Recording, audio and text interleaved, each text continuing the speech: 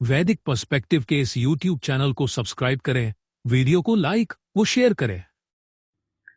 ओम हिरण्यपाणि हैं सविता विचर्षणि हैं उभे द्यावा पृथ्वी अंतः ईयते अप अमिवाम बाधते वेति सूर्यम अभि कृष्णेन रजसा द्याम ऋणोति। हिरण्य हाथों वाला, सर्वोत्पादक, विश्लेषण करने वाला, आकाश और पृथ्वी दोनों के मध्य गमन करता है, दूर करता है रोग की पीड़ा को, जन्म देता है सूर्य को काले लोक से, अभीष्ट प्राप्त करता है देव को। यह जो मंत्र लिया गया वह ऋग्वेद के प्रथम मंडल के 35वें सूक्त का नवम मंत्र है। हिरण्य अर्थात दिव्य प्रकाश अर्थात ज्ञान, मतलब विष्णु परम पुरुष अपने दिव्य ज्ञान और कृपा से जीवों का मार्गदर्शन करते हैं। जब भक्त या अनुयायी ईश्वर को समर्पित होता है, वह करता है, ईश्वर प्रणिधान करता है, तो विष्णु परम पुरुष के वही हिरण्य हाथ जो है वह अज्ञान को हटाकर जीवन में प्रकाश और सत्य लाते हैं। यह जो है विष्णु परम पुरुष की विशेषता है। यह हम आध्यात्मिक दृष्टिकोण से हम इसे समझें।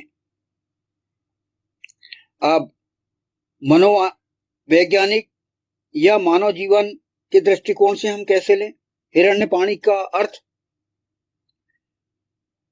मानव जीवन में हर किसी के हाथ हैं, इंद्रियां हैं, 5 ज्ञानेंद्रियां, 5 कर्मेंद्रियां हैं और 11वीं इंद्री मन।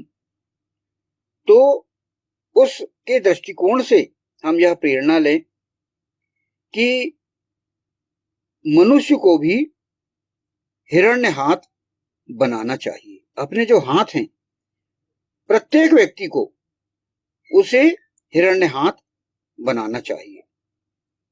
अर्थात इसका विस्तार क्या है कि अपने कर्म पवित्र और निष्कपट रखें।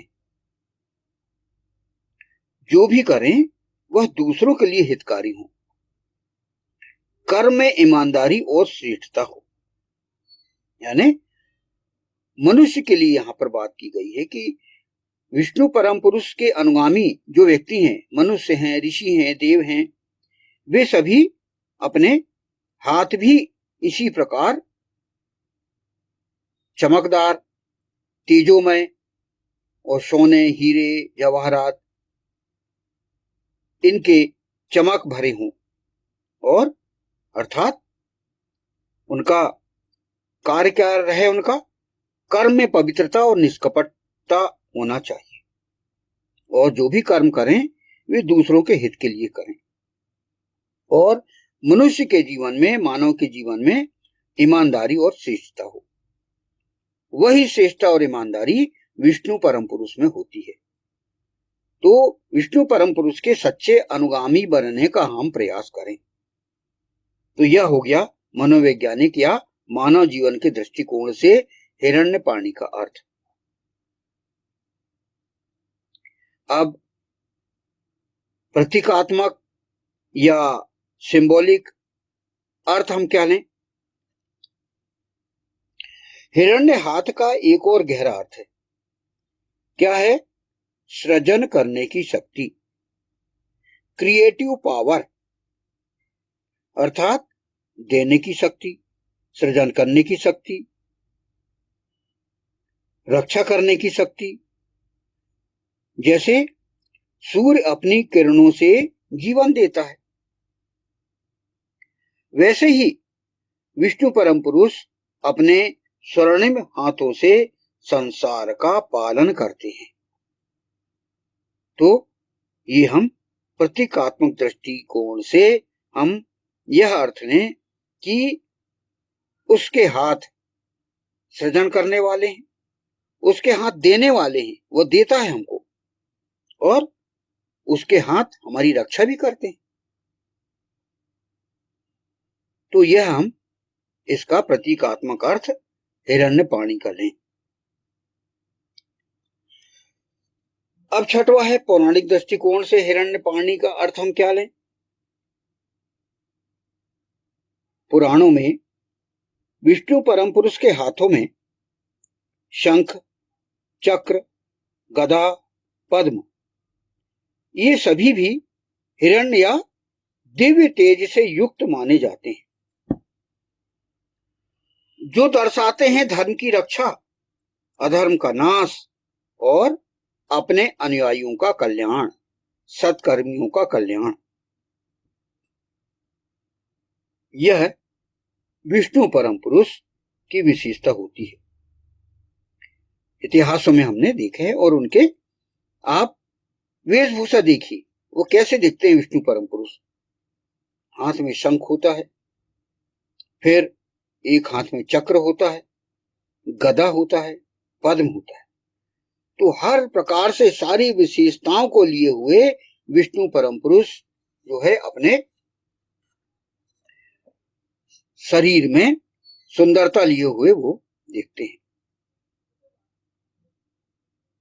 इस प्रकार हमने 5 प्रकार से अभी ये समझा। फिर आंतरिक अर्थ और क्या लें हम हिरण्यपाणी का। हिरण्य अर्थात आत्मा का तेज, हाथ अर्थात कर्मेंद्रिय या क्रिया शक्ति, मतलब जब हमारी क्रिया या कर्म आत्मा के प्रकाश से जुड़ जाती है तब वह हिरण्य हाथ बन जाती है। तो यह जो है एक गहरा अर्थ और निकलता है कि व्यक्ति की आत्मा का तेज भी हिरण्य है, और हाथ क्या है, उसकी क्रिया की शक्ति है, कर्मेंद्रियां हैं। तो हमारी जो क्रिया है, हमारे जो कर्म है, वह आत्मा के प्रकाश से जुड़ जाते हैं।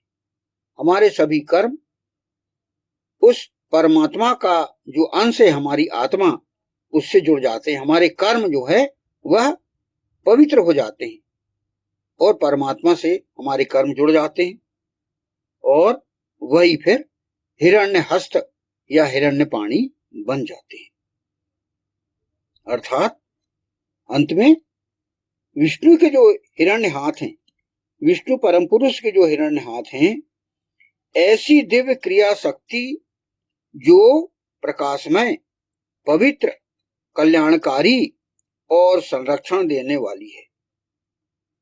तो यह जो हाथ है उसके यह विशेषता को लिए हुए हैं, इसको हम समझें। इसीलिए हिरण्य हस्त की यहां पर बात की गई है इस मंत्रांश में। हिरण्य हाथों वाला सर्वोत्पादक, विश्लेषण करने वाला, वह विश्लेषण करता है। कैसे?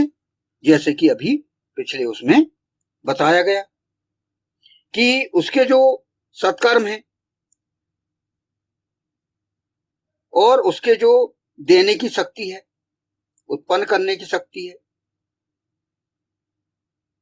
वह प्रमुख होती है, मुख्य काम उसका वही है। और जो सृष्टि में जो उत्पन्न जन है उनके लिए वह अनंत कर्म करने वाला, और जो सृष्टि में जो घटती रहती हैं घटनाएं और सृष्टि जनों के कर्मों का विश्लेषण करने वाला वही होता है।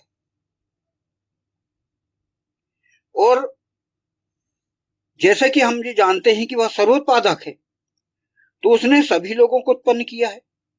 जैसे कि हम जानते हैं श्रीमद् देवी भागवत महापुराण में पिछले उदाहरण में हमने ज्ञात किया कि पहले वह बना और उसके बाद विक्षेपित हुई जगदम्बा, और उनके प्रजनन कर्म से पूरी जन बना, लोग बने, उत्पन्न हुए। तो उनको उत्पन्न करके वह विष्णु परम पुरुष उदासीन नहीं हुआ, उसने पैदा करके छोड़ नहीं दिया, बल्कि समय समय पर उनका सहयोग व मार्गदर्शन करते रहता है। ये हम पुराणों में हम देखते हैं कि उसने हमें ऐसे ही अनाथ करके नहीं छोड़ा है,